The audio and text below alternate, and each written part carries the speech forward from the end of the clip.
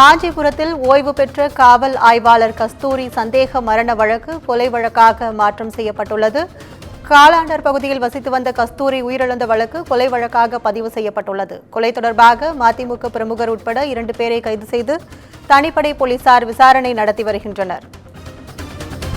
கூடுதல் விவரங்களை செய்தியாளர் பூபாலன் வழங்க கேட்கலாம். பூபாலன், கூடுதல் விவரங்கள். வணக்கம் கற்பகம்.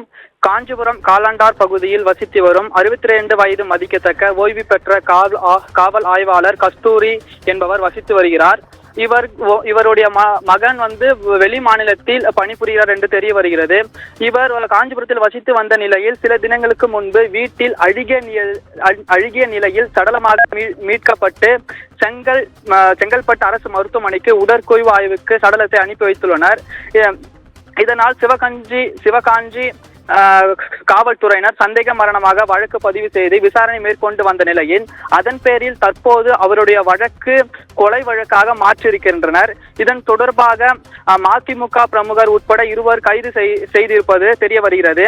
2 தினங்களுக்கு முன்பாக சடலமாக மீட்கப்பட்ட காவல் ஆய்வாளர் வழக்கு கொலை வழக்காக மாறியிருப்பதால் அப்பகுதியிலேயே பெரும் பரபரப்பு ஏற்பட்டு வருகிறது. உங்கள் விவரங்களுக்கு நன்றி பூபாலன்.